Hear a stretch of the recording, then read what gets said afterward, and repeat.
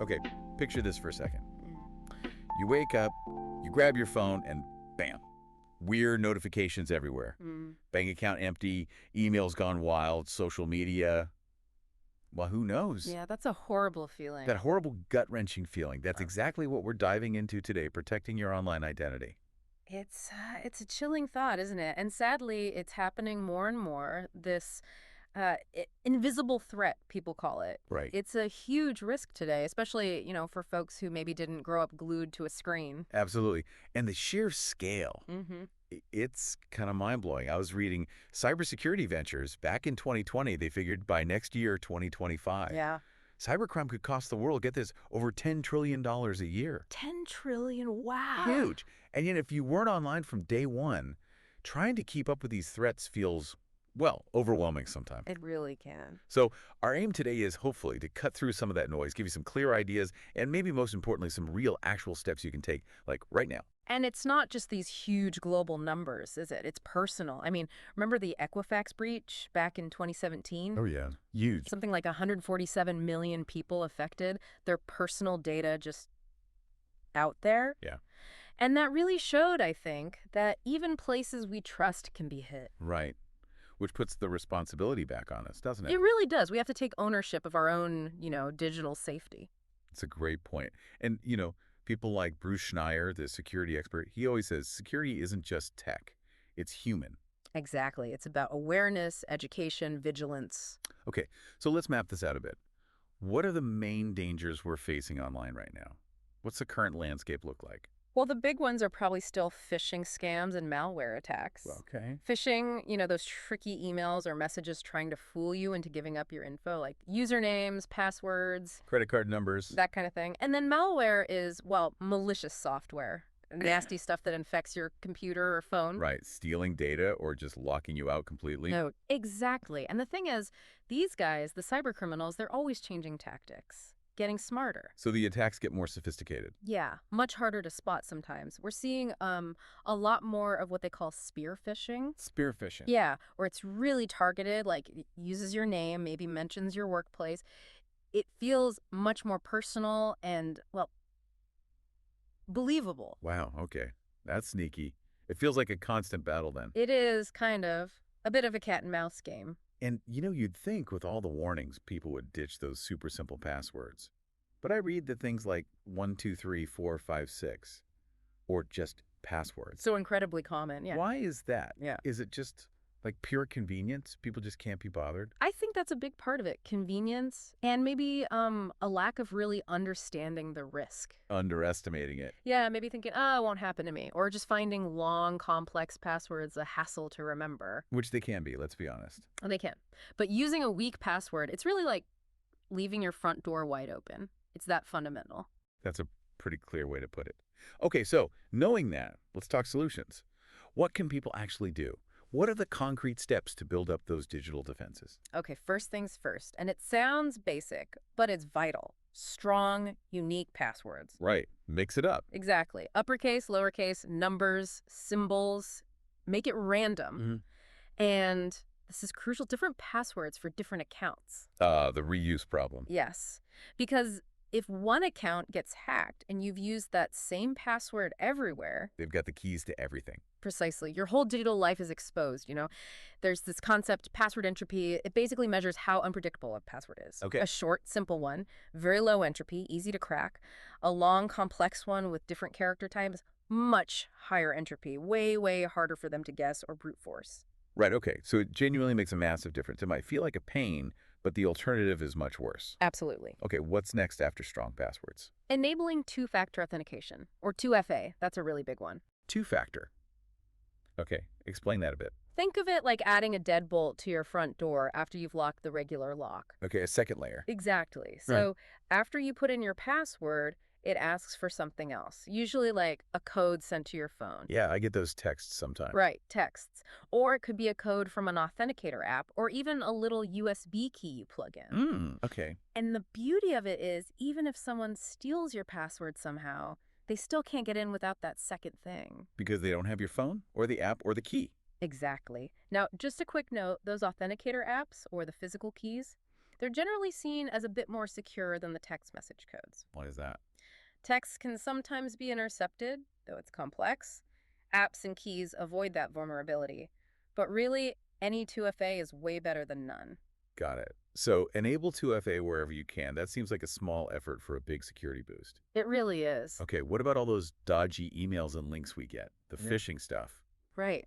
Phishing awareness. This is huge. You just have to be skeptical, assume things might not be legit. Especially if they ask for personal info. Definitely. Or if they try to create panic, urgent action required. Or if they have weird attachments or links you weren't expecting. Yeah. It's getting harder, like we said. They use what's called social engineering, basically playing on your trust or emotions to get you to click or reply. So what's the safe approach if you're suspicious? Don't click, don't reply, go verify it yourself independently. So if you get a weird email that looks like it's from your bank, Don't click the link in the email. no. Open your browser, type in the bank's official website, address yourself, log in there, or call the customer service number you know is correct. Okay, always go direct to the source. That makes sense. Mm-hmm. Another thing, software updates. We all get those notifications. Sometimes they feel annoying. Why are they so important for security? Yes. They're absolutely vital because those updates, they very often contain security patches. Patches, like Yeah. fixing holes. Exactly. Software developers find weaknesses, vulnerabilities in their code, things that hackers could potentially use to get in. Okay. The updates fix those holes. So if you don't update, you're basically leaving known weak spots open on your computer or phone. Right, like leaving a window unlocked in your house. Precisely. It's basic digital maintenance, like keeping your digital house in good repair. Those annoying reminders are actually trying to help you stay safe. Good perspective. Uh, Okay, and the last core strategy you mentioned was about staying informed. yeah, continuous learning. This stuff changes all the time, right? New scams pop up, new advice comes out. So you need to keep up. You do. Try to stay generally aware of the latest threats. Read reputable tech news sites, maybe follow some cybersecurity experts online. Sometimes local libraries or community centers even run workshops. Make it an ongoing thing. Yeah, just make security awareness part of your regular digital routine. Okay, those are really solid basics. Strong passwords, 2FA, phishing smarts, updates, and staying informed. Now, you mentioned some outside-the-box ideas, too. Yeah, a couple of things that might help. First one, password managers. Ah, yes, I've heard about these. How do they actually work? Are they really secure? They are generally very secure, yes. Basically, they're tools that do two main things. One, they can generate really strong, random, unique passwords for all your different accounts. So you don't have to think them up yourself. Right. And two, they store all those complex passwords securely in an encrypted digital vault. Okay, You just need to remember one strong master password to unlock the vault. just one password to remember instead of dozens. Exactly. And most of them can automatically fill in your login details on websites too, which is handy. Plus, many will warn you if one of your passwords shows up in a known data breach somewhere. Wow, okay, that sounds like it solves the too many passwords problem and makes them stronger. It really does. It takes away the temptation to reuse weak ones just because they're easy to remember. Okay, that's a really practical tip. What was the other outside-the-box idea? Digital detox days. That Mm. sounds nice. Doesn't it? And yeah, it can actually help with security too, maybe indirectly. How so? Well, simply put, the less time you spend actively online, the fewer chances you have to stumble onto a malicious website or click a bad link or get drawn into a scam. Fewer opportunities for things to go wrong. Right. But also, taking breaks, stepping away from the constant flow of information, it can help you feel less stressed, less overwhelmed. And maybe less likely to make a rushed mistake online. Exactly. When you're calmer and more focused, you're probably less likely to fall for something quickly without thinking it through. It's sort of a Sure. holistic approach, good for your well-being, good for your security posture. I like that connection. It's not just about the tech, it's about our relationship with the tech. Precisely. So, looking ahead, what's the future hold? It feels like this is a constantly moving target. Are the threats just going to keep getting worse? Well, they'll certainly keep evolving. The criminals will keep trying new things. Technology will change. It's dynamic. So it's not like there's a magic bullet coming. Probably not. But the core defenses, they remain pretty constant. Vigilance, just paying attention. Education, staying informed. Caution thinking before you click. The fundamentals stay the same. Pretty much. If you practice those things, use the tools we talked about, like strong passwords and 2FA, you'll be in a much, much better position to handle whatever comes next. It really does bring home how valuable our online identity is, doesn't it? It's tied to our money, our jobs, our friends, our family. Everything, yeah. It needs the same kind of care we give our physical health, maybe. That's a great analogy. You protect your physical self, you should protect your digital self, too. Yeah. And maybe that leads to a final thought for everyone listening. For you, Sure. what's one thing, just one small, concrete step you can commit to doing, maybe even today, to make your online life safer? Maybe it's finally turning on 2FA for your main email. Or maybe it's downloading a password manager and starting to use it for just one or two important accounts. Just pick one thing and do it. Yeah. Don't get overwhelmed trying to do everything at once. Just take that one step. Start there. That's a really good, actionable challenge. A great way to wrap this up.